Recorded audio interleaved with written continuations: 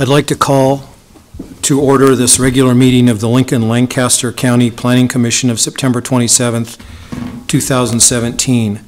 A printed agenda is available outside the hearing room, and a copy of the full agenda, including the staff reports, is available at the front of the chambers with the clerk. The Open Meetings Act is posted just inside the doors at the back of the room. If you parked in the parking garage across the street to the north, please be sure to pick up a parking coupon on your way out for free parking. I think they're not. Oh, they're up here. Out of courtesy for those attending this meeting, the commissioners and the staff, cellular phone usage is not permitted in these chambers during any portion of this meeting. We will appreciate your cooperation. Please note that the Planning Commission action is final on agenda item 4.3B, special permit number 17031.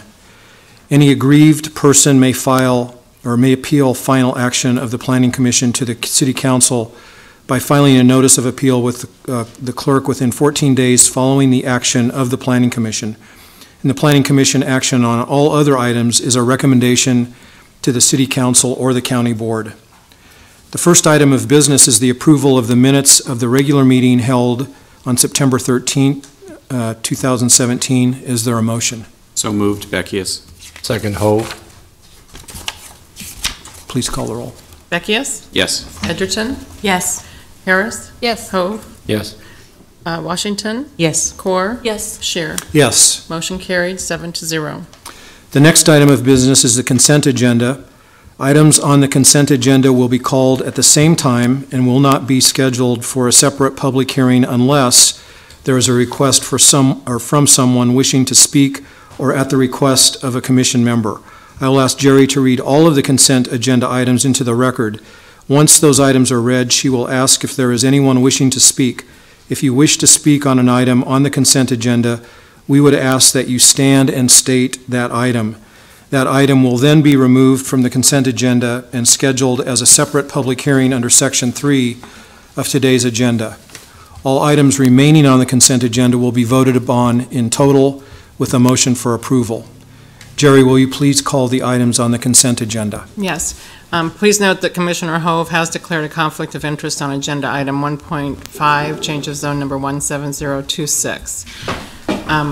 First item on our consent agenda is item 1.1A, text amendment number 17016 to amend section 27.63.470D of the Lincoln Municipal Code to allow the City Council to modify minimum parking requirements for the special permit for planned service commercial and repealing section 27.63.470D of the Lincoln Municipal Code as hitherto existing.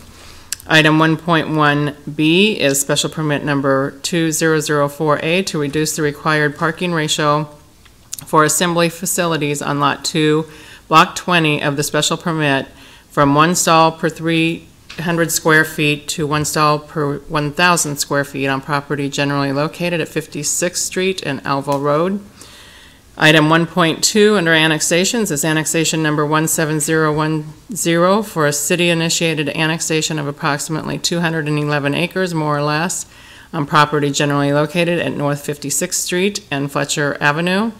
Item 1.3 is annexation number 17012 for a city-initiated annexation of approximately 32 acres, more or less, on property generally located at Southwest 1st Street and West Denton Road.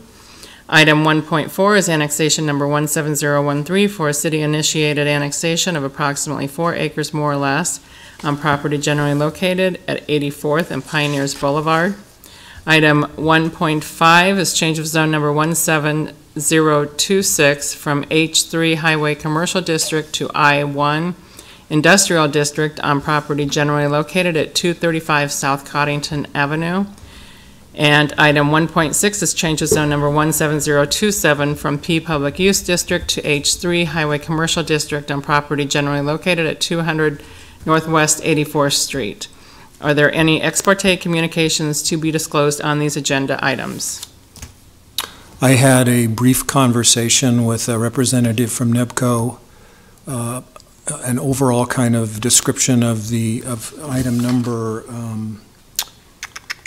1.2, and I suggested that person talk to someone from the planning department. Thank you. Is there anyone here wishing to speak on any of these consent agenda items? If so, please stand and state that item. 17012, annexation. Okay. Item 1.3. Any other items of interest? 1.2, annexation number 17010. Any other items you'd like to have a public hearing on? Removed from the consent agenda? Okay, so we'll remove item 1.2 and item 1.3 for separate public hearings. And they'll be called under item 3. Okay, we can entertain a motion for the remaining items. Move approval as amended. Beckius. Seconded. Washington. Okay, please call the roll. Beckius? Yes. Edgerton? Yes. Harris? Yes. Washington? Yes. Core? Yes. Shear? Yes. Motion carried 6-0. There are no requests for deferral, so we will now proceed to public hearings. The staff will make a brief presentation. The applicant will then be requested to present his or her testimony, followed by those who wish to testify in support, followed by those who wish to testify in opposition. The staff will then be given an opportunity to respond to the testimony, and then the applicant shall have an opportunity for rebuttal. Each person testifying should state their name and address, and they'll have 5 minutes to speak unless additional time is requested and granted. The timer will go off after 4 minutes, then you will have 1 minute to wrap up your testimony. The Planning Commission will vote immediately at the close of the public hearing unless the Commission votes to defer action or continue the public hearing. Jerry, please call the first public hearing item. Okay, under 3.1, annexation number 17010 for a city-initiated annexation of approximately 211 acres, more or less, on property generally located at North 56th Street and Fletcher Avenue. Staff recommendation is for approval, and as noted previously, Commissioner Shear did indicate that he had ex parte communications on this item. Andrew. Thanks. Andrew Theroff, planning staff. So we've got a few annexations here today. These were initially identified in the 2017 annexation study, which came out in July of this year. So what I'm going to do is just kind of briefly walk through the background of annexation and the methodology we used for this site. To start out with, this site is roughly near 56th and Fletcher, between 56th and 70th, just south of Salt Creek. So some background on annexation. Annexation typically happens at the request of the property owner. We have a concurrency policy in the city, which means we don't provide urban services unless you're within city limits. So a typical edge development, it starts out as maybe an agriculturally zoned field. As it develops, the property owner wants urban services, they want street, sewer, water, urban zoning. So they request to be annexed, and that's what most of our annexations are. There are a few instances where areas along the city's edge are in some cases already developed or otherwise will not be requesting annexation. So in those cases, the city initiates the annexation process. Some of the reasons for city-initiated annexation, the big one is taxpayer equity. When we look at this site, their neighbors are all within city jurisdiction. They're all paying city taxes. It makes sense for this property as well to pay city taxes. These properties are, in some cases, completely surrounded by the city or adjacent. They are benefiting from being within the city. Another reason is clarity of service areas. We'll see on this one. There's some kind of odd jurisdictional things, particularly when we look at county versus urban maintenance and then city versus rural fire. And then the final piece is just allowing for orderly and efficient growth. As the city grows, it just doesn't make logical sense to have an urban area with little holes of rural jurisdiction scattered throughout it. Our annexation recommendations are based on the comprehensive plan, which reflects the vision of the community. We do have an annexation policy in place. That policy says the city should annex land in priority B that is contiguous to the city and generally urban in character, as well as land that is engulfed by the city.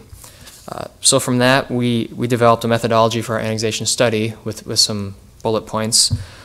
So we looked at 4 different criteria for annexation. One was we looked at all land in Tier 1 priorities A and B.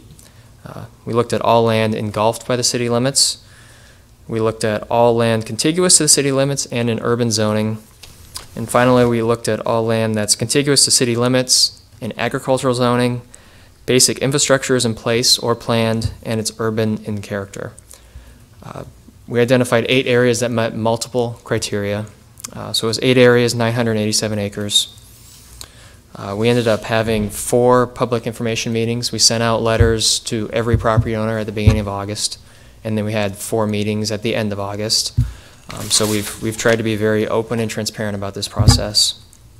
But kind of zooming in on this particular property, it's 211 acres. It's zoned AG. If you're looking at this, you can see the white area is actually the city limits. So this area is completely surrounded by the city limits. It's in Lincoln Public Schools District already. It's actually 2 parcels. The west parcel is in the Raymond Fire Jurisdiction. East parcel is in Waverly. Of course, the surrounding city areas are all within Lincoln Fire and Rescue. So it's kind of a confusing situation right now. This property does have greenbelt status, which means they qualify for a reduced valuation. Once they're brought into the city, they would lose that greenbelt status unless they have a conservation easement on their property. This was originally proposed for annexation in 2008. We ended up withdrawing it to give, NEBCO is the owner of this, to give NEBCO time to obtain a conservation easement. There's still not a conservation easement in place, so we think now's the time to bring this forward again. Do you have any questions for me? Yeah. So I know there was a briefing on this, and unfortunately I missed that, so you may have addressed this in the briefing, but so in 2008 there was an annexation policy change. Do you know what changed specifically in the policy with regards to the comprehensive plan, and what was the philosophical or overruling principle of that change? Yeah, well, I can say the piece that we're using did not change, the part where it says we're going to annex all land contiguous to city or engulfed. I'm not sure exactly which piece has changed. There's about 10 paragraphs in the annexation policy that are looking at some kind of different things, and some of those changed. The items we're looking at with these city-initiated annexations didn't change at all. I guess we'll see it at the hearings on October 11th. The annexation policy has a bunch of guidance about annexing acreage subdivisions and things like that, and I think that's some of what changed in 2008. But again, that's somewhat unrelated to these properties that we're talking about today, because these aren't acreage subdivisions. So there was a policy change, yet the sort of overruling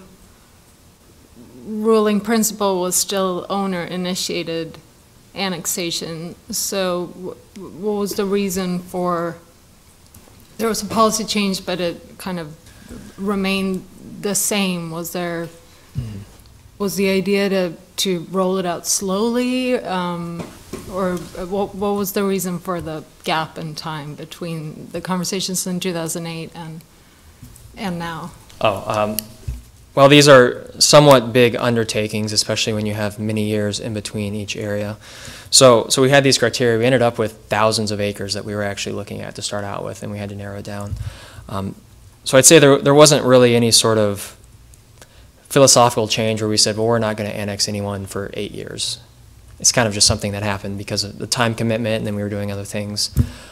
Moving forward, we're going to try to do this more frequently, every couple of years, every 3 years. To try to keep up with city growth as the city continues to grow around properties. We had the time to do it this year, so we did the new annexation study. Thank you. Yeah. Other questions? I do.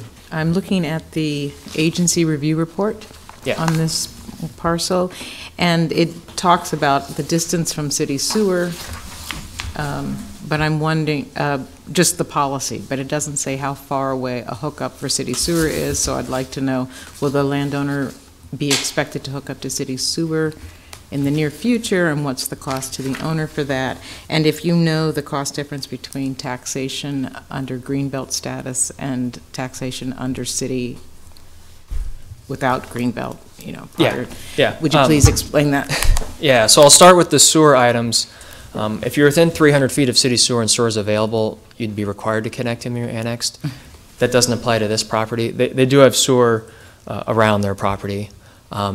It's within 300 feet of the main building on the property is the 300 feet, and there's no main buildings on this property, so they wouldn't be required to hook in. If they decided they wanted sewer, then they would be responsible for the cost to extend any local mains into their property. Regarding Greenbelt, I don't have a specific number, but I can explain a little bit how Greenbelt works. By Greenbelt, it allows the assessor's office to look specifically at the agriculture value of the land. So you have a field next to the city. It has agricultural value. It also has development potential that could increase its valuation. So with Greenbelt, the assessor's office just looks at the agricultural value of the land. So with Greenbelt, the property owners assess 75% of the agriculture value. Okay. If they were to lose Greenbelt, they would be assessed at the full value of the land. But if the property is still being used for agriculture, they're assessed at 75% of the full value of the land. So the difference is really 75% of the ag value versus 75% of the full value. Mm-hmm. And I can't speculate how much the value of the land would change. I can say a lot of this land is floodway and floodplain, so a lot of it can't be developed, so that would, of course, impact the full value of the land. But again, if they had a conservation easement, they could maintain Greenbelt status. Yeah. Do you know if the City of Lincoln or the LPSNRD has contacted this owner about a possible conservation easement? Not that I'm aware of. Our watershed group is aware of this and aware of the possibility of an easement, but I'm not sure if they've had any discussions. Thank you. Other questions? Thank you. Applicant?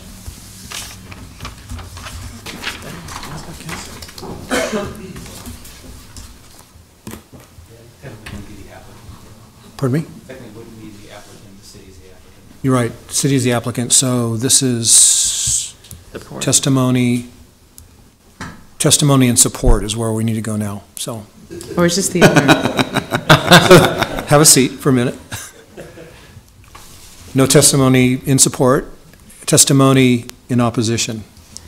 Sorry. I had forgotten that the city's the applicant. Good afternoon. My name is Bob Caldwell with NEBCO, 6100 Luann Lane, Lincoln, Nebraska. Thank you for having us here today. NEBCO's had a long history of doing developments throughout the city. Our philosophy, motto, etc., has always been to collaborate with the city, and we've done wonderful projects throughout. So this is not where we have animosity or a big challenge with the city. This is where we want to address more the factual basis of what's going on with this particular piece of property, and maybe talk a little bit about the annexation study, the attributes of the property, and then maybe what we think this property is going to be in the future and why it doesn't lend itself to being annexed in the city or being development property in general. In reading the annexation study, it talked about it making sense for these annexations to take place where development was going to occur. And as I looked at the map that was being shown on the screen, it showed, just basically a Google Earth map of the parcel. And if we can maybe put up a different one, if that's possible. This one is a little bit more representative of what this property is, which is basically a wetland floodway area, and the reason it hasn't been developed is because the parcel looks like this. So on the north side of the parcel, it's all floodway.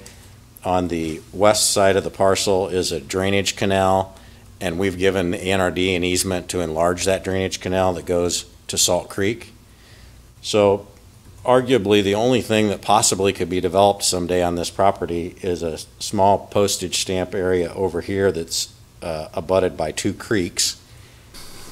and there's a tiny bit of property over on this side. So this has been affectionately referred to at NEBCO as our duck preserve, because this is not Tier 1 development property as they talk about in the comprehensive plan, or it would have been developed already at this point. This is floodway and floodplain that has been farmed only when it can be farmed, when there's not standing water on the property. In looking at the reasons for the city annexation per the annexation study and exactly what the study said, there were 3 points. One was equity for the taxpayers because the property was using city services. We don't think any of our ducks, deer, or raccoons are using streets, libraries, trails, parks, or getting snow removal. So we didn't think it met that criteria. The clarity for city services, it's been in these rural districts for tens of years. We don't have a lot of wetlands that have these issues. We don't have any buildings on the property. There's no development. And we don't have city streets or access other than the 2 arterials on each side of the property. And the third one is it allow for continued growth. We're not impeding growth here where we own many of the surrounding properties and have our businesses, whether it be constructors on the east side of 70th Street or any of our other facilities that are all annexed, all zoned. We all pay property tax on those parcels.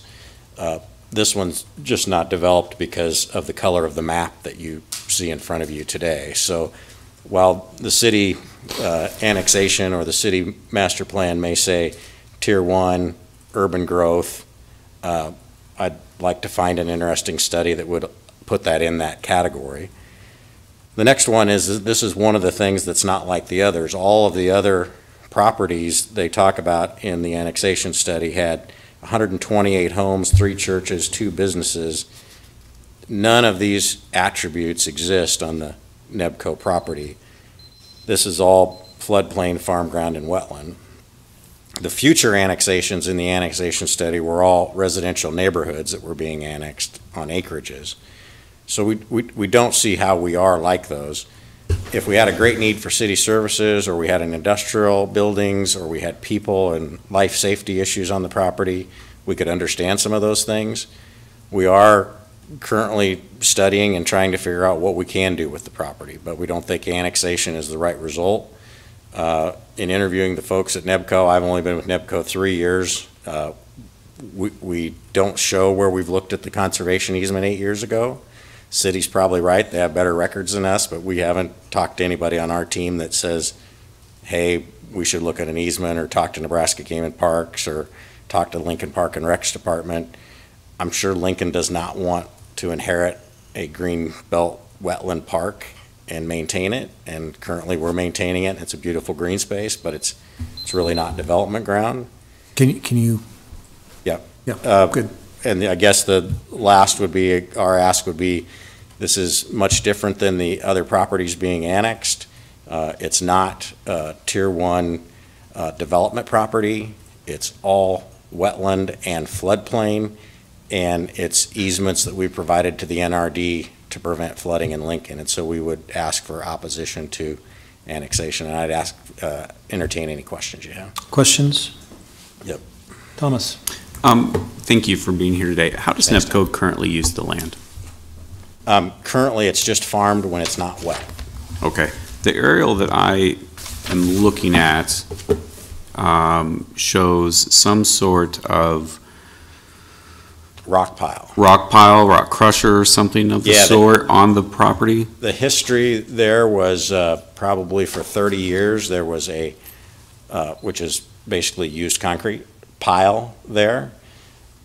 We were notified by the city maybe a year and a half ago that, hey, you can't do that on this property. And we're like, didn't know that. It's been there for a long time. And so we moved that operation over to one of our properties, the old Dobson property south of Cornhusker Highway. And so that's no longer there. Okay. Did you have Chris? Is there a reason you wouldn't apply for a conservation easement? Right now, we're researching the tax implications of that. You know, as you think about conservation easements, you think about what entities would want a conservation easement here. You know, maybe in the floodplain area, there is a lot of water on the property, so if you go out to inspect this non-tier 1 urban development property, you'd have to wear your hip boots. Maybe Game and Parks would look at it for something like that. Maybe we would continue farming part of it. The NRD already has, which doesn't show on the map, an easement that NEBCO granted to the NRD to enlarge the floodplain area of that creek. You know, we would naturally develop this property. I guess if the annexation doesn't go forward, we'll research conservation easement and we'll research a development plan, but absent the city doing something with the floodplain and floodway, you know, there's a reason why this property is empty. I would like you to explain just a moment the different shades of blue. I see where you have a floodway, but I am looking to see is the lighter blue 100-year and darker blue 500-year floodplain? Yes. Because the whole property is not floodway, because I don't see active rivers and creeks on the entire property. And so I am curious if NEBCO believes they are prohibited from building in a floodplain? No, as we understand it, there's no access if you go from 56th Street. Mm-hmm. There's no bridge across that drainage way that the NRD has their easement for, and currently the NRD is going to expand that and make that a large flood project on the east side of the property. So somehow there'd have to be a bridge built across the floodway, which doesn't exist, to get to the light blue area. Mm-hmm. The light blue area, while we'd have to mitigate that and potentially build something out of the floodplain, because of all the infrastructure around it, you've got active creeks. If you look at the Google Maps portion, you mm-hmm. could see the active creeks within it, and we know where the water comes up to. Even if you were to put parking in the light blue areas, which is allowed, it's probably not advisable because it floods. Okay. So commercially, you may or may not do that. Thomas? I'm okay right now. Okay. Thank you. Other questions? I didn't see any other hands. Okay, thanks, Bob. Thank you very much. Staff again. I guess this is for questions or rebuttal.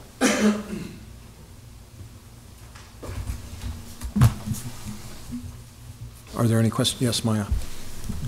So could you please address the how the points that you list, the reasons that Mr. Caldwell also listed in his testimony for the benefits of annexation if this in fact won't be developed, so that there won't be, city services won't be of the same benefit for this particular patient? Yeah, I guess I'd start out by saying we have a lot of areas in the city today that are floodplain, wetlands, floodway.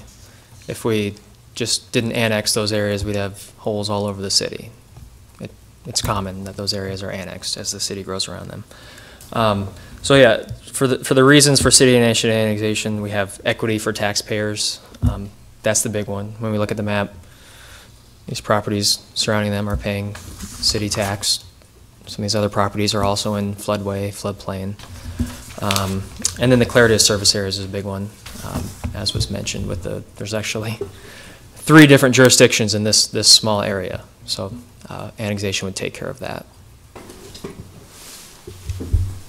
Do you know of any plans to alleviate the flood issues there, or have you talked I'm to not the aware of anything. Okay. Other questions? Okay, thanks. We'll entertain a motion. Move approval, Core. Second, Beckius. Discussion?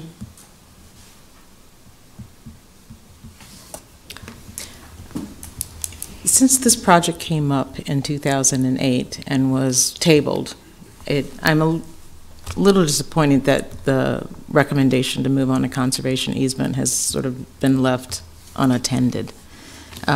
With that said, I can understand why, if you're not interested in a conservation easement, you wouldn't move forward. And it doesn't also appear as if we probably had very many call-outs to that area because there's no structures. But for taxpayer equity, it does feel like a good decision to treat them as other landowners have been treated in the area. Others? I agree with Andrew wholeheartedly that if we were to simply leave every floodplain and floodway unannexed, that we would have large gaps in our city in terms of what is inside the city limits and what's not. This parcel is completely surrounded by annexed properties.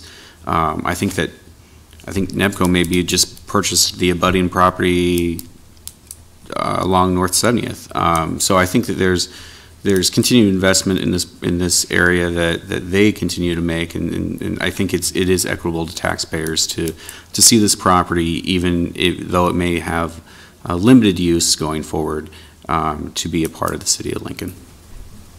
Maya? I agree with some of what's been said. I think in a way this is similar to sometimes when we talk about redevelopment agreements and things like that, and our scope is really limited. Even when there are other issues, sometimes when we do redevelopment, we talk about TIF, and that's a bigger question, but it belongs it's not within our purview, and it doesn't belong at our table, and I think this is. This annexation policy is an example of that within the strict confines of what we should determine here, which is appropriate land use, and does it conform to the comprehensive plan? It appears that it checks all the boxes, even though this is not your typical piece of land, but I do think that it merits a really robust discussion at the council level, how we do this equitably, and how everybody's interests are weighed against each other so that the greater good wins out, but everybody's treated fairly throughout the process. Others? Yeah, I agree with that comment. I think that's a great perspective. Jerry, would you please call the roll? Okay, this is for the approval of annexation number 17010. Beckius? Yes. Edgerton? Yes. Harris? Yes. Hove? Yes. Washington? Yes. Core? Yes. Scheer? Yes. Motion carried, 7-0. Okay, next item is item 3.2, annexation number 17012 for a city-initiated annexation of approximately 32 acres more or less on property generally located at Southwest First Street and West Denton Road. Staff recommendation is for approval. Andrew? Andrew Theroff, planning staff. I'm going to repeat myself a little bit just so we have it on the record for each one. So this annexation was also identified in the 2017 annexation study. Where we're at is, here's West Denton, Homestead Expressway, so southwest Lincoln, that's Wilderness Park, just to the east. Some background on annexation. Annexation typically occurs at the property owner's requests. We have a concurrency policy, so areas outside the city can't get city services until they're annexed. So as property develops, property owners want city sewer, water, other services, so they'll request to be annexed.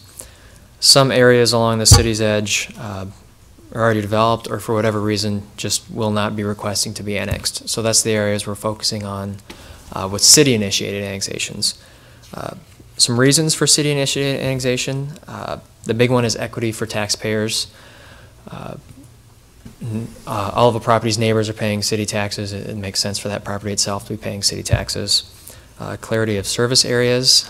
It can create confusion when there's switching between LFR and then rural and then back to LFR, things like that. And then also the broad idea of allowing for orderly and efficient growth. We do have a annexation policy in the comprehensive plan. It states that The city should annex land in priority B that is contiguous to the city and generally urban in character, as well as land that is engulfed by the city. So from that, we've identified a few specific criteria when looking at land appropriate for annexation.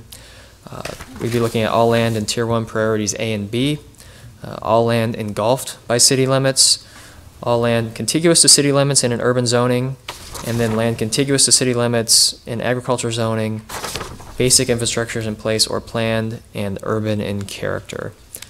So this is one of the 8 areas that we identified. You can see it's surrounded by city limit, or it's directly adjacent to city limits on 3 sides. If we zoom out a little bit, the white area is city limits. You can see it's pretty well engulfed by the city. The only piece that's not in the city here is Wilderness Park, which is Wilderness Park. This is 32 acres. About half of that is right-of-way, though. It's zoned AG. It's in the Norris School District right now. It's served by Southwest Rural Fire when all of these surrounding areas are Lincoln Fire and Rescue. This is another Greenbelt property, so if it were annexed, it would be losing its Greenbelt status unless it got a conservation easement. The surrounding area is part of the Southwest Village development, which was approved in 2006.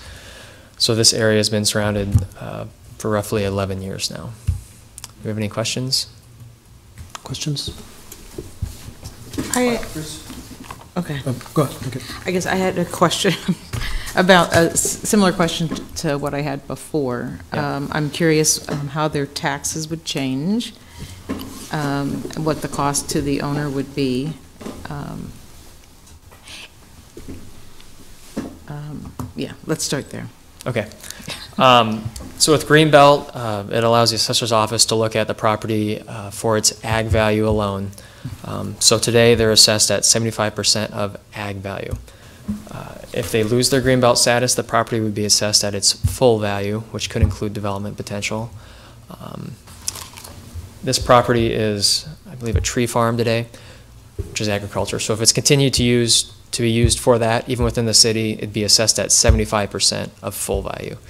So it'd be going 75% of ag value to 75% of full value. Do you have another question? I'm curious if they're hooked up, if they're close to city sewer, if they need to do that. Okay. Do we have any idea about the development, future development of this property? I noticed they're next to the track, or what might be on the horse track.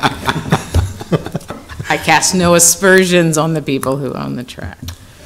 Yeah, so if you look at a map, sewer is roughly right here. There's actually this area is served by a temporary lift station. The station's actually located right here next to this property.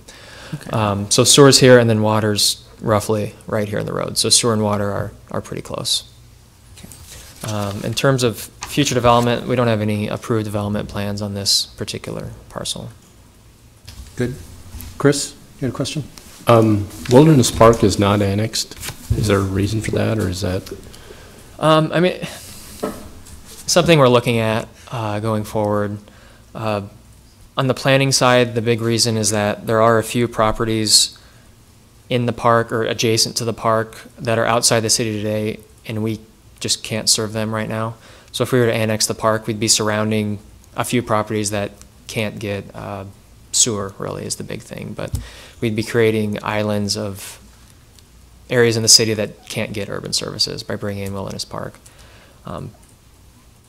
We're discussing future annexation, though, potentially. It's something that could be on the table in the future, but obviously we're not identifying it right now for annexation. Other questions? Okay, thanks. Is there testimony in support of this item?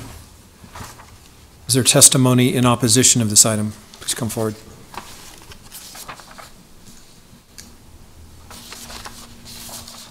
My name is Dale Schmidt. We own the property and live at 8401 South First Street, which is just a mile south of the property. First, I would like to thank you for allowing me the opportunity to testify here. I am opposed to the annexation for several reasons. And I will go into those. The first one is taxation and regulations without representation. While we're within the 3-mile jurisdiction, we have no voting, we have no control over anything that goes on with city, and they can tax or regulate us, and we really have no say as to anything there. Since we've owned the property, both the city, the county, and the state have made changes around our property that have not necessarily been beneficial or necessary, only to turn around and 5 or 10 years later change. First Street originally went straight through. Now it got moved over, now it got moved over again, and the city, because of the annexation 11 years ago of the properties adjacent to us, is supposedly required to maintain our streets. They do not, on a regular basis, come out and maintain them. They do not plow snow. The city actually, we forced the city to rebuild one of the streets to give us access to our property because it was torn out when the annexation took place and when the development went in for the Southwest Village. The adjacent properties right now are being used for ag production, and I'm trying to change my thought as far as trying to express to you some of the legalities. I'm new to this, so I apologize for any of my roughness. The adjacent properties were annexed solely for the purpose of the development of the Lincoln Race Course. If it hadn't been for that, we would still be out in a total rural situation. All of the areas are being used for ag crop production, and no development has gone on or is going on in the area. One of the biggest problems that we have that the city would probably get involved with is the wildlife encounters due to the close proximity of Wilderness Park and Salt Creek. We have been forced over the years that we've owned it to put up electric fences, trapping, and doing other things as far as trying to keep critters in check in trying to raise trees and shrubs at the recommendation of the Nebraska Game and Parks Commission. We also, on a regular basis, have to deal with Highway 77 wildlife accident victims. It's quite common that we find multiple deer on our property that, right now we are just dealing with or leaving the coyotes eat. Once this is brought into the city, I'm not real sure how that would, what we would do. The property is located in the Salt Creek floodplain area, and at this time, development for a high-use traffic would be very difficult, if not impossible. After reviewing the staff report today, I did discover that, we knew sewer was across the way, but this actual sewer connection would probably be, 300 to 400 yards away from, where we use it. Fire is probably going to be more like 600 or 800 yards away. So realistically, hooking up to a fire hydrant for controlling, potential fire would not be practical. Southwest has come out on several occasions to put out grass fires along Highway 77 and had to go through our property to deal with it. We've had no problem with them. In concluding, I'm not opposed to an annexation at some point in the future, but now isn't really the time. The state of Nebraska will, at some time in the near future, need to acquire some of our property for the Highway 77 southbound ramp, which will be the final hookup to the South Beltway.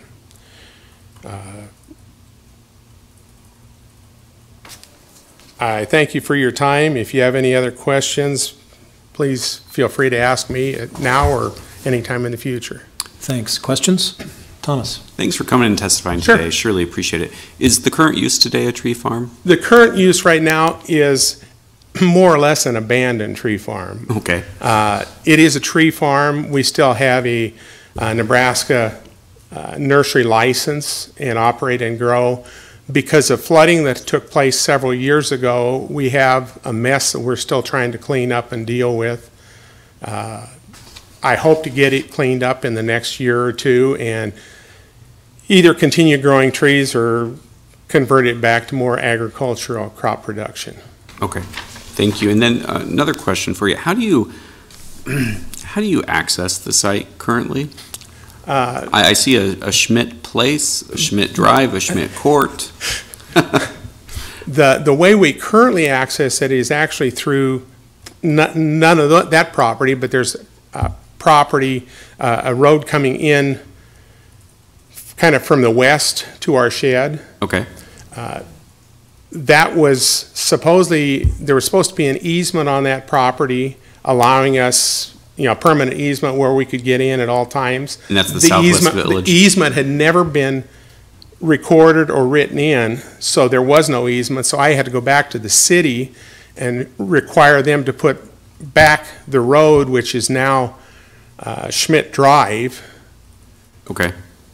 Which you have to go down Schmidt Drive and then turn on Schmidt Place to get back to our shed. Okay. And is that completely paved at this point in time? The torn out portion is not paved. The portion on Schmidt Place, from Schmidt Drive to Schmidt Place up to the pump station is paved. Okay. Thank you very much. Sure. Your comment about representation, explain that, or what did you mean by that? Well, as a taxpayer, when you're living inside, or you have property in the 300-mile jurisdiction, but you don't have voting rights in the city, I can end up coming in and testifying, but I really don't have any legal way of going about, making changes. But since you'd be getting annexed, wouldn't that? I still will not be able to vote in the city. Okay. Unless we had a residence there, lived there. Because you own property, you still have to follow all of, city regulations. You can talk with city council people, and I have, dealt with situations, when the road had been changed multiple times, and during the whole Southwest Village annexation, I had talked with, quite a few city and county people trying to figure out options and what we should do. Right now, the likelihood of, if the race course ever develops a track, the track will be going on the south end of our property, so nothing probably ever will be developed between our property and the creek, which is about a quarter-mile south. So it's all going to be agricultural or, maybe pasture for horses, but because of the elevation, you'd have to end up adding substantial soil and mitigating, floodplain, situations if anybody wanted to try and develop or build on our property or to the property to the south of us. Regarding representation, currently, though, you vote for county commissioners. County commissioner, right? County, yes. Okay. Yes. Yeah. Other questions? Okay, I see none. Any other questions for Andrew at this point? Yes, please.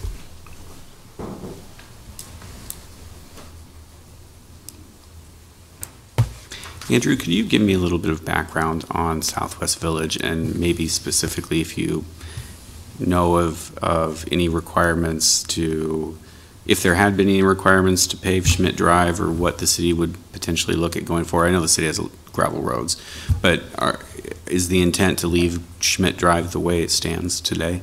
I'll defer to someone who was here when Southwest Village went through, maybe if comment on that.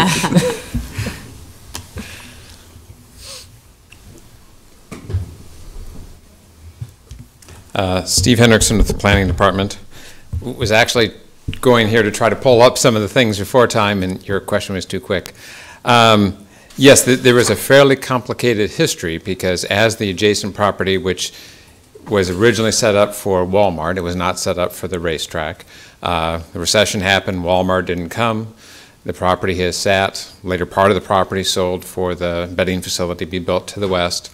We now have more interest growing out in the area, Southwest Village Heights. The final plat is there, so we're starting to see some residential development. But anyway, so back when this property owner was not interested in being a part of that coalition of property owners and developing it commercially, and that was fine. But the other property owners were trying to provide access. Because of the whole interchange that was going to be happening there, including the interchange that will happen with the South Beltway, because today it's still at an at-grade intersection and it'll be changing to an interchange, South First Street did have to bend. And so that was done as part of the whole development process of this. So that was the developers and the city going together. And so we did end up with this unusual circumstance of there was this one property and the road did bend, and there was some of the old road that was left, and there was some new road that was being built. And so, yes, you did end up with this kind of various states of the Schmidt Drive that was there, and partly because we don't really have yet somebody coming in and wanting to do final plat and do smaller lots and starting to develop it. We really haven't been able to address, okay, what's the best way to do there? The driveway for the accessory building, the southern one, I believe that was rebuilt as a part of it because First Street moved over. The Schmidt Drive, while it is part paved and part unpaved, I don't immediately have the history on that. But again, it had to do with partly because of how the properties were being split up. But I also don't view that as necessarily a negative impact on the future development potential of this property. Certainly the fact that it is in a floodplain limits it, but does not make it impossible to develop. But again, all those things really aren't negatives in terms of the ability to annex and serve the property. And if, Andrew, I don't know if you still have the aerial. So how does one access I'm sorry, maybe I missed the point here. How does one access the outbuilding currently on the property? There's a driveway right there. Okay, so it's not even on Schmidt Place or Schmidt Drive that they access it currently. Okay, thank you. Sandra. If either one of you could tell me, what's the time frame between now and the Beltway interchange?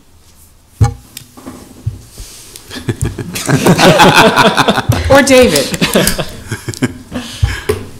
We're ready today, I tell you. The Beltway project, so there's two different projects, formally speaking.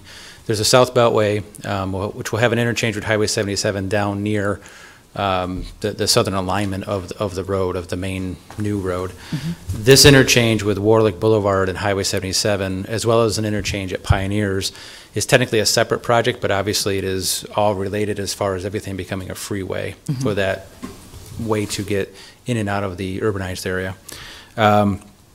The timing of that is, let me back up. The timing of the South Beltway is that the construction is expected to begin in 2020.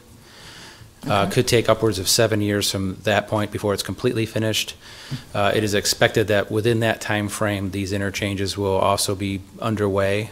And so there is a roughly within the next 10 years, we can expect all those improvements with 77 and the South Beltway to be completed. They are funded projects either by the state or by the state and the city. Okay, and would you be willing to forecast, or not, you don't have to forecast this, but what is the impact of, does the city want this property to be annexed before the interchanges are done? Is that a necessary step?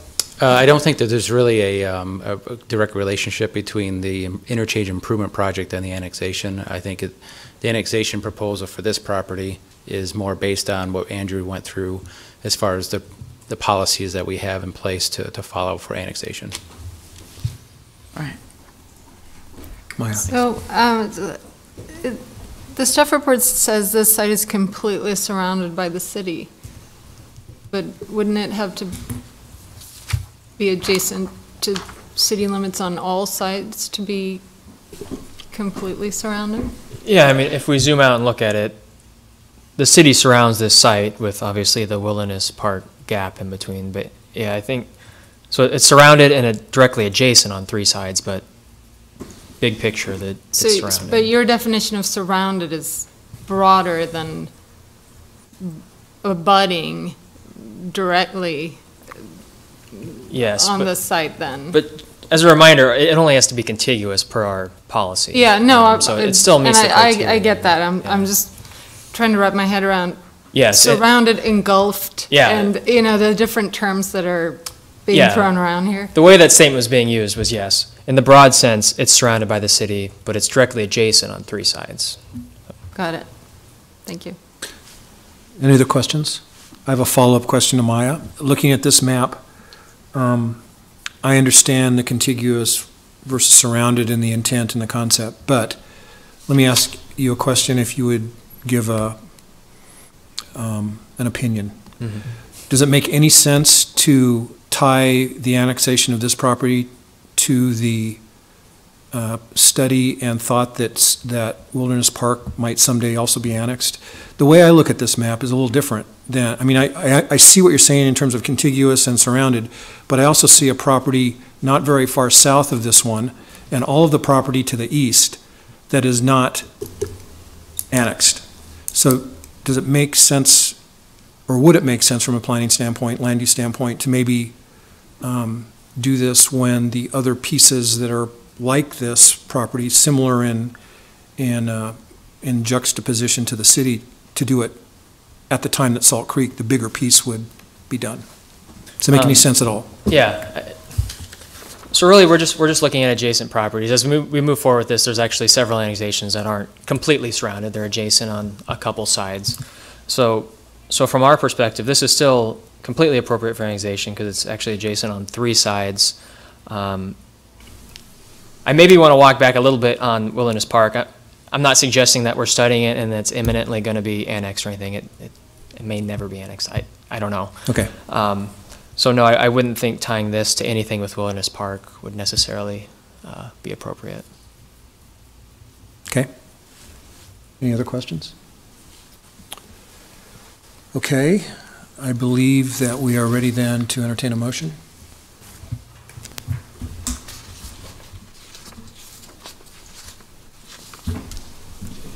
Move approval, Core. Second, Hove. Discussion. This one poses a challenge for me. This property, though it may have city on a number of sides, is up against not just Wilderness, but, half the property is within right-of-way of roads. And this landowner doesn't have much control over the property that they have right now because it's in road easements. Southwest Fire District seems to be able to come out and manage, what they need to for brush fires or grass fires. And I certainly understand what it means to manage wildlife when you are trying to operate a tree farm. And I would have some concern about city regs on this property owner in managing that wildlife. Not so much the deer that get hit by cars and, but, if managing the wildlife who are eating the young trees. This seems like a hard call if the roads aren't being serviced, if they're not being maintained, if there's no snow removal, if it's a little confusing for how you access this property. It seems like a better time for annexation might be at some point in the future, but not today. Other comments? Thomas? I too struggle with a little bit of the annexation, the potential annexation of this property, in so much so as not necessarily that the market should bear whether or not something is annexed, but there should be a correlation between those two, I think, to a certain degree. And I think that a lot of the area surrounding this particular parcel is not bearing probably the need for annexation. The market's not telling us today that the B2 zoning around this particular parcel is needed or that city annexation was needed, because no one's using that, or few are using that today for its intended purpose. So not that there should be a direct correlation between the two, but the argument to a certain extent that because it's mostly surrounded by annexed land, in this particular case, doesn't hold as much weight for me as it does in others.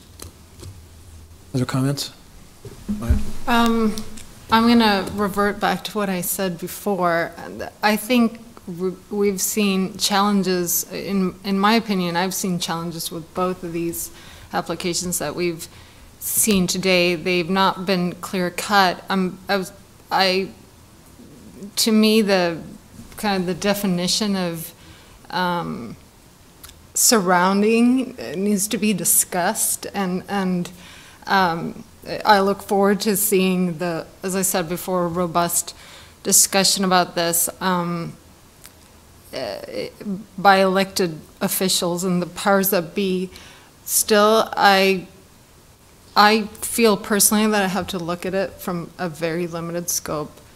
I think it checks enough boxes to conform to the comprehensive plan, and I don't see an argument compelling enough for me as a planning commissioner to say that this shouldn't be done, given our guiding document. But I do think that there should be robust discussion. Others? Yeah, this one to me is different than the previous item. I believe that Wilderness Park Wilderness Park makes this different for me in terms of how this property is related to the city. We voted on the previous item with a comment that we can't have holes in the city with floodplain and floodway. Yet Wilderness Park is a hole that we have not annexed. I'm glad that planning staff is looking at it, but for me, this is a little bit different. And I don't think that I'm probably going to support this motion. Okay, would you please call the roll, Jerry? Sure. This is for the approval of annexation number 17012. Beckius? Yes. Edgerton? Yes. Harris? Yes. Hove? Yes. Washington? No. Core? Yes. And Scheer. No. Motion carried 5-2. Okay, very good. Continuing on with public hearing. Correct. Item 4.1 is annexation number 17011 for a city-initiated annexation of approximately 161 acres, more or less, on property generally located at South 40th Street and Yankee Hill Road. Staff recommendation is for approval. Are there any ex parte communications to be disclosed on this item? Andrew. Andrew Theroff, planning staff. This property is the northeast corner of 40th and Yankee Hill, includes the Yankee Hill Golf Course, and then one residential property. To kind of walk back through what we've talked about with these others, this was originally identified in the 2017 annexation study. A little bit of background: annexation is typically at the property owner's request when rural land is converted to urban zoning. There's some areas where the property owners are not going to be request to be annexed, areas that are already developed. So in those cases, the city needs to step in I'm requesting annexation. Some reasons for city-initiated annexation: equity for taxpayers, clarity of service areas, and it allows for orderly and efficient growth. We have an annexation policy in our comprehensive plan. The policy says, the city should annex land in priority B that is contiguous to the city and generally urban in character, as well as land that is engulfed by the city. From that, we've pulled out a few methodology, or a few criteria for looking at when we annex properties. Land in Tier 1, priorities A and B, land engulfed by city limits, land contiguous to city limits in an urban zoning, land contiguous to city limits in agriculture zoning, basic infrastructure is in place or planned, and land in urban character. We did do quite a bit of public outreach with this. We sent out letters to every property owner at the beginning of August, and we had 4 informational meetings at the end of August, and then of course there were the letters that were sent out with this hearing. Going into this property, it's 161 acres. It is adjacent to the city on 3 sides, and I guess similar to the discussion we had last time, it is surrounded by the city limits, depending on how you want to look at it. Zooming out a little bit, you can see the golf course and residents here. The city actually goes a mile to the south of the golf course, so this is very much within the urban area of Lincoln. It's currently zoned AG. It's in the Norris School District. It's kind of a weird situation here where the clubhouse is actually in city limits for Yankee Hill Golf Course. The actual course itself is outside city limits. So the course itself is technically within the Southeast Rural Fire District, but the clubhouse is in city, so it's in Lincoln Fire and Rescue. So there can be some confusion on if a call comes from the clubhouse and it's someone having a heart attack on the golf course, who's supposed to go to that. So this would resolve that issue. This one is a little different than the others in that it is partially within the rural water district. The golf course maintenance building is actually a rural water customer. They use it in the building. So there would be a payment due to the rural water district at time of annexation. The residence to the northwest is a greenbelt property, as we've discussed. One other note with the clubhouse, it was annexed in 1998. So since 1998, we've had kind of this odd situation. This area was also proposed for annexation in 2008. Back then, we couldn't work on an agreement with the Rural Water District on exactly what the payment would be for them losing a customer. We've since worked that out. We have a standard formula. So upon annexation, we will pay the Rural Water District, I think it's something like $9,100 for the lost customers in this area. Do we have any questions? Questions? Yeah. Could you tell us the background of the clubhouse being city land? Steve can correct me if I'm wrong, but my guess is that the clubhouse wanted urban services, so they were annexed into the city. For whatever reason, the golf course wasn't annexed at the same time. So it was likely an owner-initiated deal. That's my assumption, is that, yeah, they wanted urban services, so they wanted to be brought into the city. At the time, if we look to the southwest, this area was, the time the golf course was developed, the area to southwest was not inside the city limits. The sewer was not yet brought up to the site. So that was part of the reason for the golf course is we couldn't annex it at that point because the land to the north was sewer in a completely different direction than most of the golf course. The sewer has now been brought up right adjacent to Yankee Hill Road, so the entire property can be served with city sewer. And that's a good point. Something I forgot to mention is there is sewer directly south in Yankee Hill. There's also sewer in San Mateo on the north side. So per the policy, where if you're within 300 feet of a existing city sewer and sewer is available, you'd be required to connect in. The residential property would be required to connect to city sewer upon annexation. And then could we possibly have a comment on the Lincoln Fire and Rescue agency note. Yeah. We can have Pat Borer come up and discuss that. Afternoon, Pat Borer, Lincoln Fire and Rescue, Assistant Chief.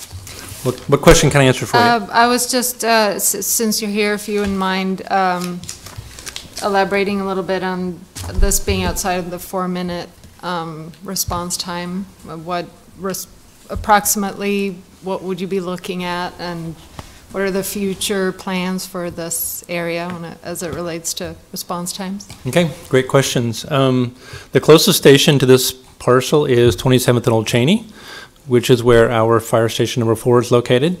And our travel time, which is a component of response time, so it's a longer, probably more complex conversation, but when we calculate response time, we calculate approximately 2 minutes for every mile. That's about 30, 35 miles an hour. Even though we can travel faster than that, generally speaking, when we look at history, generally our travel time is about 30 to 35 miles an hour, 2 minutes for every mile. And this is, I think, a little over, I think it's about, well, I don't know the distance, but I know it's over 2 miles from station number 4. So our travel time to this location would be long. But to give you a little bit of history, then bring you up to answer your current question, we are in the process of building 4 stations around the east and south edges of the city. Based upon the planning department's proposed growth for the city, our next location for station location is right here. Matter of fact, we're looking at the property right around San Mateo and 40th. So that's our next location that we're looking at for a station. So you brought up the sort of scenario of somebody having a heart attack on the golf course. What does happen? Who does respond right now in that?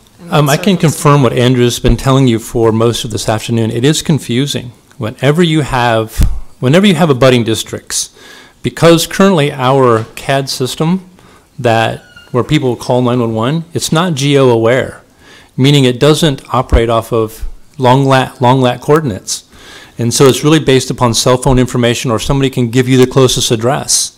And so any place around the city of Lincoln, it can be very confusing about who should go. And dispatchers rely on caller information, and it sometimes is not real accurate. And so I completely agree that whenever you have a property that's completely engulfed, completely surrounded, it should be annexed from a public safety perspective, because you have rural fire district personnel traveling through the city to get to a parcel that might be in their district. So in this case right here, we would respond to the clubhouse, and who would actually go if it were not in the clubhouse would be really entirely dependent on the caller. If the caller said, I'm near the clubhouse or in the clubhouse, or they could even be near the southwest corner and be close to the city limits, and give maybe that address, and even though they were on the golf course, we might go because of where the caller said they were closest to. So I can confirm what Andrew's been saying, in that every time you have abutting districts, it's very confusing until we get a geo-aware computer-aided dispatch system that can actually pinpoint long lat. It's very confusing because we're relying on caller information. So I would be supportive of this annexation. Thank you. You're welcome. Just out of curiosity, Yes, when will the Lincoln Fire and Rescue start calculating response times when the new fire stations actually open? Because I would imagine that response time here would be diminished here in 12, 18 months. I did the calculation from our newest close location at 6601 Pine Lake Road. And if I remember correctly, I don't have the calculations in front of me, but it's almost the same distance from 66th and Pine Lake Road to this location from 27th and Old Cheney. I think it's really very close to equal distant. Okay, thank you. You're welcome. Any other questions? Andrew, can you tell me a little bit about the properties to the east that are not annexed, are not within the city limits? Yep. So to start out with, these are actually in Tier 1 Priority C. So per the comprehensive plan, these are properties we'd be expecting to be annexed and served with utilities after 2025. These properties, their annexation is somewhat dependent on sewer, but city infrastructure going along Yankee Hill here to the east. Today, we can't serve them with sewer, so they're not being proposed for annexation right now. They would be something in the future, especially as this area to the south continues to develop, moves east, infrastructure goes along Yankee Hill. At that point, these would be appropriate for annexation. Andrew, can you tell me that house that's inside, or not inside the city limits, that is also proposed with this annexation, is it occupied right now, do you know? Yeah, I believe the property owner's here today. Okay. And then, are we looking at the Southeast Fire and Rescue? Is the Pine Lake location the closest location that would serve today Yankee Hill Golf Course? I'm not as familiar with the rural fire stations. The big thing with them to remember is they're volunteers, so the people are actually scattered throughout the city. They're somewhere else. They're not at the station, so they have to go to the station and then go to the site. Right. So even if our station is further away, we have firefighters at the station ready to go immediately. Right. No, I was just trying to get an idea as to, because we're talking about a volunteer situation, the differences in response times. Oh, Pat, would you want to talk about that, or could you? And wow, let's get general, Pat, so sorry about that. That's okay. Again, Pat Poor, Lincoln Fire Assistant Chief. I don't know that I can answer your question. Sure. I don't know the boundary lines between Southeast Rural Fire and Southwest Rural Fire. I believe that this is Southwest Rural Fire, but I don't know the boundary line exactly. Okay. Thank you. Other questions? Okay, thank you. Is there testimony in support of this item? Is there testimony in opposition of this item? Please come forward. I'm Steve Spidell, 7800 South 40th Street, Lincoln, 68516. Yes, I took the map off. I'm the property, 7 acres on the northwest part of this parcel. And I can answer some of the questions you've asked here when I get done. My grandfather moved to this farm 100 years ago this year, 1917. I've lived here and farmed there now for 47 years myself, since 1970. I'm farming this parcel, this property, pretty much the same as my grandfather did. Each year I'm harvesting about 1,000 pounds of brome grass seed. I'm baling about 500 bales of grass hay, which all for many years now is sold to a family out by Waco, Nebraska. I'm growing large ear corn, all of which goes year-round to Hy-Vee for squirrel corn. And I'm harvesting a little over 3,000 corn stalks, which I supply to 12 stores in Lincoln. It takes a huge amount of labor to do all that. With the labor and the diligent marketing, these crops have been providing over the years enough income to pay my property taxes. However, if this land is annexed, I guess I'm not aware of any crops, any legal crops anyway, that would produce enough income to cover the property taxes, the much higher property taxes. Okay, beside my house there, I have a very large historic landmark barn, a machine shed, a corn crib, and bins. I have 4 tractors, a combine, and a full line of farm equipment there. So I beg to differ with the planning staff that this is urban in character. I don't think there's any way that you would call hayfield, grass seed field, cornfield, barns, machine sheds, corn cribs, and farm equipment as urban in character. I don't plan to move from this property, and I certainly don't intend to ever put houses around my house as long as I'm alive there. It's important that you know that I have a easement and a restrictive covenant on the Yankee Hill Golf Course land, that nothing can be built from my property all the way south to Yankee Hill Road, and that area must be maintained and used exclusively as a golf course. So Yankee Hill Golf Course is going to be there at least as long as I am. City staff has told me that they're annexing now because they can provide the sewer, And I really have no need for a sewer in a hayfield or a cornfield, and Yankee Hill doesn't have any need for a sewer on a golf course. So houses are not going to be built here for a long time, at least in the foreseeable future. And I understand that if and when that does happen in the future, that, you know, you're going to know about it. And so annexation could happen at that time, which would be a more appropriate time, I feel. The surrounding thing, I looked that up in Webster's dictionary, surround and engulf. We are not surrounded by the city. As you saw on the map, the whole east side is 160 acres of unannexed acreages. And I understand if in the future that area gets annexed, then I and Yankee Hill Golf Course would automatically get annexed at that time. So to sum this up a little bit, because this property is currently being intensely farmed, it's not urban in character, it's not going to be developed or houses by 2025, it's not surrounded by the city or engulfed, and because of the much higher taxes, which would be problematic for me, I don't feel that annexation is appropriate at this time. So I urge you to not approve the annexation of my property or the Yankee Hill Golf Course at this time. A couple things. This is served by Southeast Rural Fire. The notch here where the clubhouse is, that is actually over the ridge line. They had to get a special permit in order to sewer that, and they are pumping from there. And I don't know, maybe that's more common now, but at that time that was kind of a big deal to let them pump over the ridge line.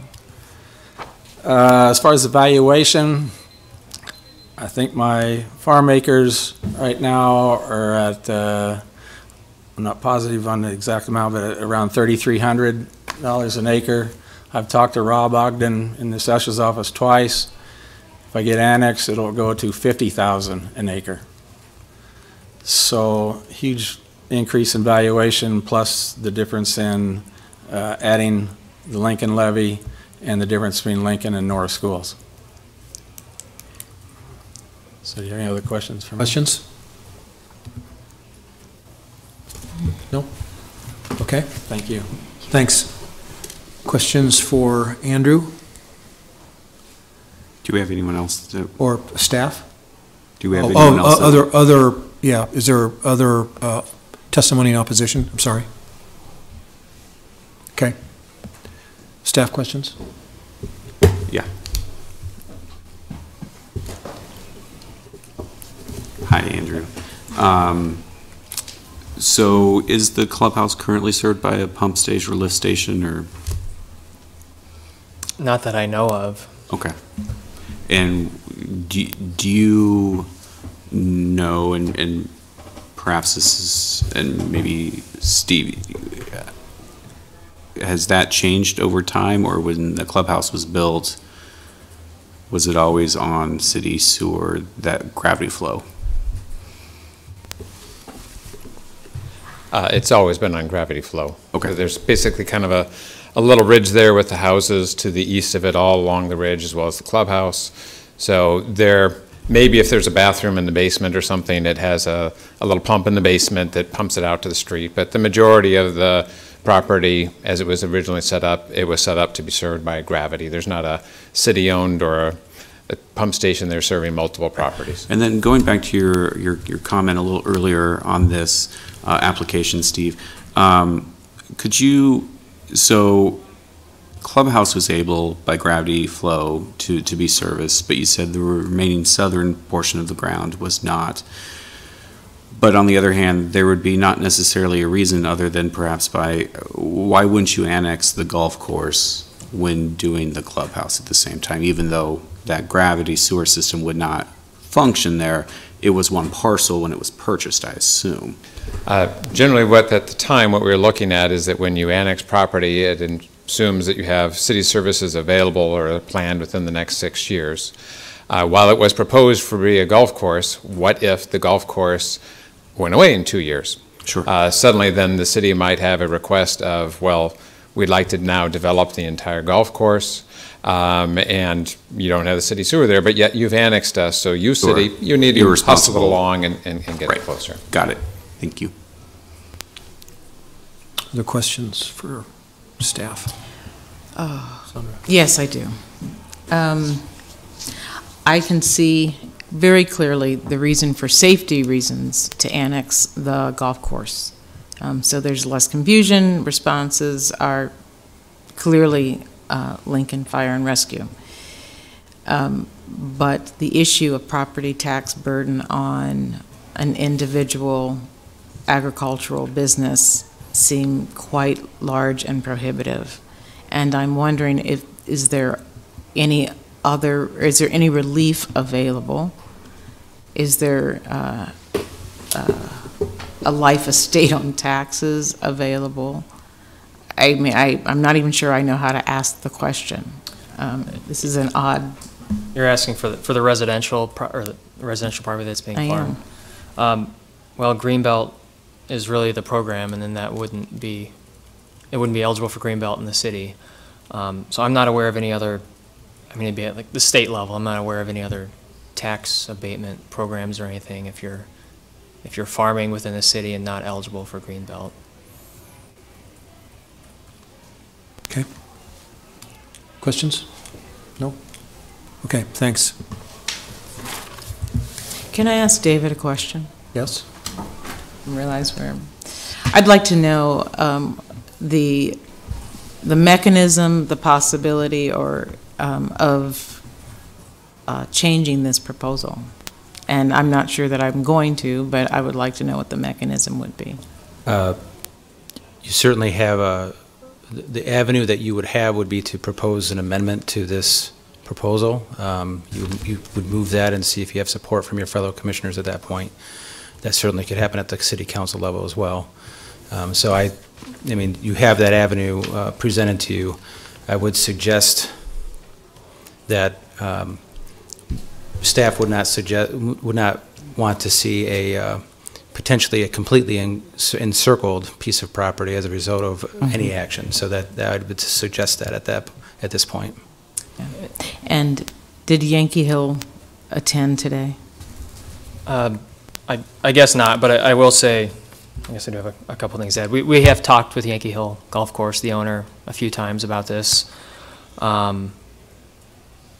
Last time we had talked to them, they weren't sure whether they were going to oppose this or not. I mean, they didn't show up or send in any written opposition, so we can draw an assumption from that. Going back to the tax items, a big thing to point out is that his taxes would go up because he'd be assessed at the value of his land, the same way everyone else in the city is today. There's probably a lot of people in the city who would say, well, my taxes are lower if you would unannex me or take me out of the city. So yes. From our side, we don't really see the tax argument as being much of an argument. It's adjacent to the city on 3 sides, almost surrounded. It meets our criteria for annexation. Yes, the taxes will go up, but the taxes are going to be the same as every other property owner that's in the city today. Yeah. Thomas. And perhaps this is a question for the property owner. I'm assuming since we're talking about building restrictions or easements on the Yankee Hill Country Club, the golf course that you mentioned, I'm assuming that the property owner of the single-family residence sold their property to Yankee Hill Country Club and allowed the development of the golf course around them. Yeah, and that's something to point out, is that a lot of this urban development around that property was actually initiated by that property owner. The golf course was originally owned by Mr. Spidell, along with, I believe, the residential development east of his house. Is that correct? The golf course. Okay. 65 acres to the north of the ridge line of the houses. Okay, thank you. Okay. Other questions? No? Thank you. We'll entertain a motion. Move approval, Beckius. Second, Harris. Okay, discussion? The public safety issue for the users of the golf course is a primary concern for me here. I think it would be easily anticipated for a user, whether they're a member or a guest, to anticipate that using this golf course and were something to happen, that they would receive service from Lincoln Fire and Rescue. And I would believe that probably if you were out on the golf course and needed attention and were to call, that Lincoln Fire and Rescue may be the responders that would turn up, which is not equitable, as we know. The single-family residence, I think, I have no question of supporting the annexation of Yankee Hill Country Club. That then in turn creates an entire encompassing circle around the single-family residence. So I will support this motion as a whole. Others? Maya? I agree with Tom and everything you just said. And I think if the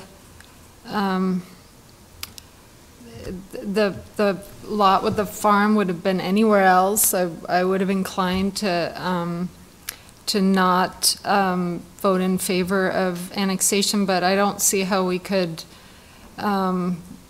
move to approve the first application we had and state that the reasons were that it's completely surrounded in the true sense, and then not do the same here when the inevitable consequence of annexing the golf course would be to have an island. Others? Okay, let's call the roll. Okay, this is for the approval of annexation number 17011. Beckius? Yes. Edgerton? Yes. Sorry. Harris? Yes. Hove? Yes. Washington? Yes. Core? Yes. Shear? Yes. Motion carried, 7-0. Okay, moving on to item 4.3A, or I'm sorry, 4.2, is changes on, I would note that Commissioner Harris has declared a conflict of interest on this item. Changes zone number 17022 from B3 Commercial District to B3 Commercial District with historic landmark overlay on property generally located at 2601 North 48th Street. Staff recommendation is for approval. Are there any ex parte communications to be disclosed on this item? See none. Ed Zimmer, Planning Department. This is not an annexation. Annexation occurred in 1926. You're considering the landmarking of what was built in 1914, 1915 as the University Place City Hall. University Place had grown to a population about 2,500, 3,000 by the time they decided they needed a permanent multi-purpose city hall that encompassed their police station, their fire station, council chambers, mayor's office, light and water, all of those, and an auditorium space, all of those in this building. It was designed by a local architect who also practiced in Lincoln, John R. Smith, who built churches all over the region, some houses, and the library in University Place. But arguably his masterpiece would be the City Hall in his own city of residence. And it today still, well, we're not quite to today, 1923, when Warren Avenue was North 48th Street, I think very recognizable from the building that still stands on the site today. After annexation in 1926, it remained a Lincoln fire station for several decades, and then in the 1980s became an art gallery and art education center. Was later, I'll call your attention even in this early view to a building beside it that was built in 1957 as a bakery, but now is joined with the building internally, and we're incorporating both in the application because it really makes the most sense not to split up the property. They have renovation plans moving forward. A landmark designation would help them in their process of fundraising and this request comes to you from the applicants, the Lux Art Center. And I think I put in a little bit of the interior. We don't concern ourselves greatly with the interior on a designation where the public use or public enjoyment is from the outside, but it does happen that as the Lux Art Center, there is opportunity to be inside this building. Some of the spaces still closely resemble, probably the key interior feature is the oak staircase in the front. And then I bring you Gladys Lux herself, not at 104, which was her lifespan, but as the young artist and young art department of Nebraska Wesleyan. For many years, she was the art department of Nebraska Wesleyan for about 4 decades, and was instrumental in helping get this started. And after her death, the name of the center changed from University Place to the Lux Art Center. The package includes a typical set of preservation guidelines. It's recommended to you by the Preservation Commission, and I'll take any questions. Questions for Ed? Is this the first application, Ed, for this building? That was much what the Preservation Commission said. Isn't this always been a landmark? It has been a little L landmark. They're asking it to become a big L landmark. Okay. Thank you. Other questions? Before the bakery was next door, what was there before? An earlier building on the site was an auto garage. This building is 1957. There's a little bit of a curious parcel there. The Lux building sits on one lot at the corner. The bakery and the whole parking lot behind in a T-shaped fashion are a second parcel. And at one time a garage had been proposed for that whole, it would have been engulfed by a garage. The garage was only built on approximately the bakery footprint. Anything else? I'm sorry, Ed, what's the difference between little L and big L? Well, I think there are many landmarks that we navigate by, that we find our way around the community. Big L landmark is Chapter 2757 of the zoning code. It starts with the Preservation Commission and then comes to you and goes on to City Council and requires an ordinance. Okay. There's not been an application previously to my There's knowledge. never been an application. Not in the last 32 years. I just can vouch assumed for. it already was. And the Preservation Commission said that they would always have thought that was a designated landmark. It's not been designated previously. Thanks. Is there testimony from the applicant?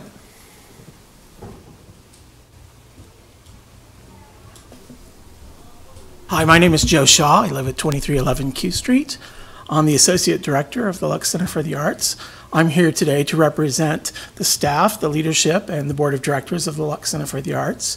We believe that Mr. Zimmer has presented a full and complete reasoning as to why we should have historic designation, and I would urge you to support that. Thank you. Questions? No. No. Okay. Is there testimony in support of this item? Is there testimony in opposition to this item? Are there any other questions for Ed? I do have one.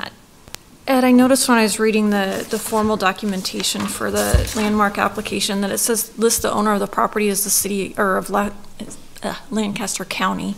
But when I looked on the website, the assessor's website, it says the Lux Center for the Arts. So I guess I was just a little confused on that part. Lux Center.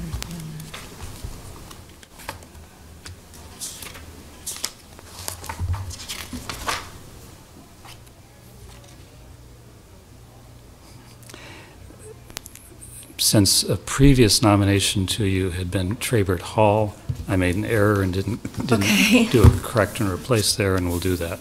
Okay, so the Lux is separate from... Yes. Okay, yes, thank you. Yes, thank you. Thanks. Other questions? Okay.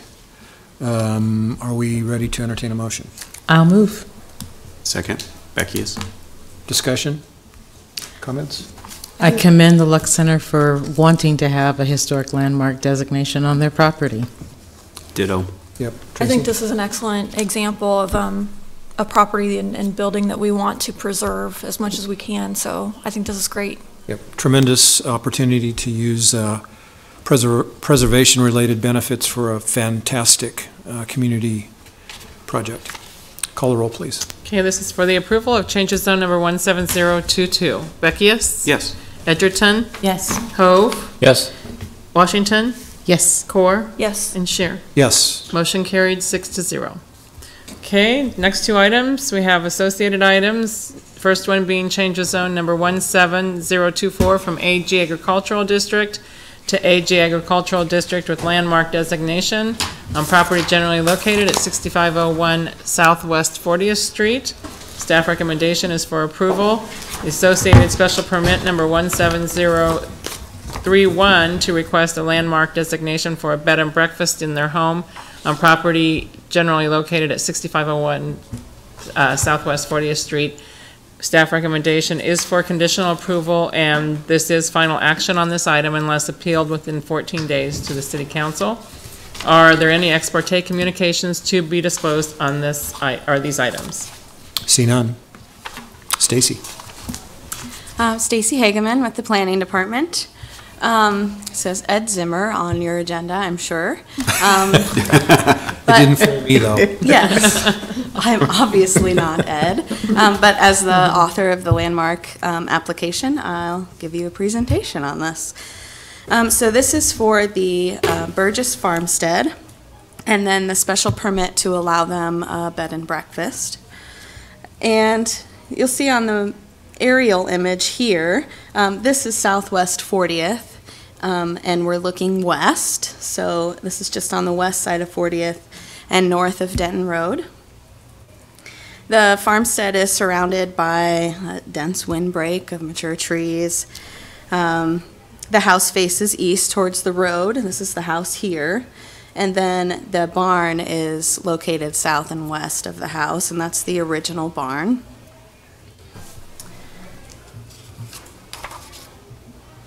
This is the Burgess family, and the bottom middle here are Joseph and Annie Burgess, who are the original owners of the property who immigrated from England. And by 1883, they owned 240 acres of land in the area.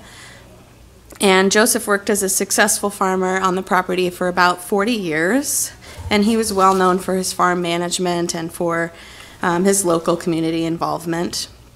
Their youngest son, Joseph, here, he eventually took over the farm, and the surviving 10 children that are pictured here, of those 9 remained in the area in Lincoln or Denton, Rokeby area.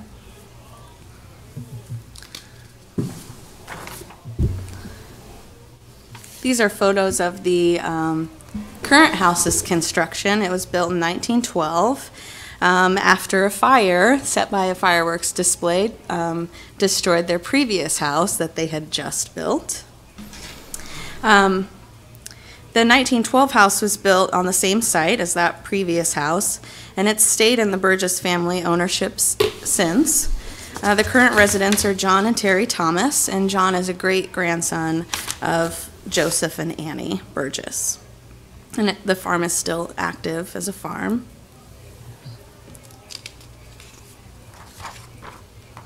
This is the east facade of the house. It's an American four-square, which is the most popular house type at the time.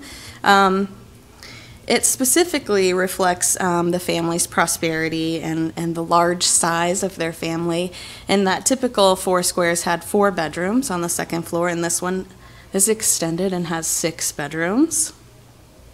It's 2.5 stories. It has a gable roof, all of the typical components, full-length front porch. There's also a secondary porch on the south side, and a nice feature of a 2-story bay window on that south side.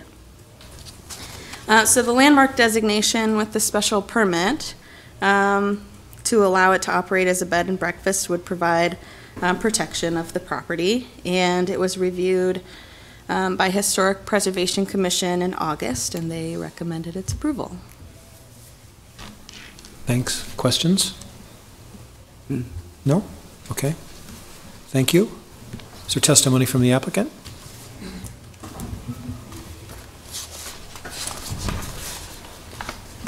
Good afternoon. John Thomas, 6501 Southwest 40th. I am the owner of the property and the great-grandson of Joe Burgess, who founded the farm in the 1880s. Immigrated from England, and again, very nice presentation of the property and the history of the family.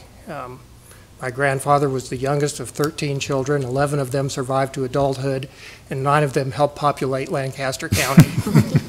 So a lot of family history here. Would mention just my wife and I are preservationists at heart. We hate to see old things be destroyed and run down.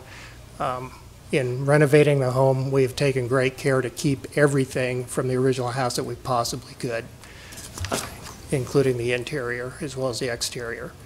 You may have some questions about the bed and breakfast. It's a quiet area, secluded. We have lots of off-street parking. We don't anticipate lots of guests, so there's plenty of room for parking. I don't anticipate that the operation would really, you know, a neighbor wouldn't really probably notice any difference than how the place operates now. So anyway, be glad to take questions. Questions, Thomas? 3-bedroom, is that correct, for the bed and breakfast operation ultimately? Currently, we have remodeled to create 2-bedroom suites, each of those with a private bath. Under the current fire marshal laws, we don't want to go to the expense of doing what we would have to operate a 3rd room. We would have a 3rd room available, and we understand that there's some consideration to change the bed and breakfast rules for fire protection. Right now, it would start as 2. Sure. And unless those rules changed, it would remain at 2. 3 would be the most we could operate. Okay. And under the 2-bedroom setup, the amount of guests that you'd be able to serve would be? 4 maximum. Perfect. Thank you. Other questions? Maya?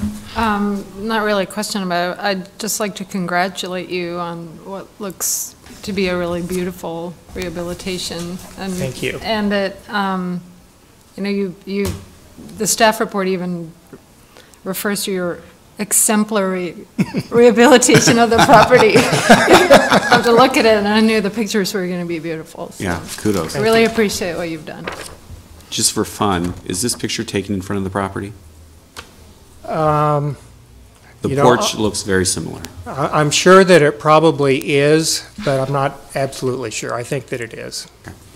Oh, yeah. Any other questions? I just have one question. I think I remember reading in the staff report that you've reached out to neighbors and you either didn't have any responses or you believe that they're in favor? We've been in the process of doing this remodel and restoration for about 7 years now, and we haven't ever hidden from the neighbors what we're doing. Right. We've never had any negative response from them. Some of them are positive, some of them are kind of, you know, neutral. Letters did go out with the application, and we got one phone call from a neighbor to the south who said, "Hey, I'm all for you," and no other responses. Okay, great. Okay, anything else? Thank you. Thank you. Is there any testimony in support of this item? I don't see any. Is there any testimony in opposition to this item? I don't see any. Staff, please. I just wanted to say that the photo, yes, was taken in front of the house.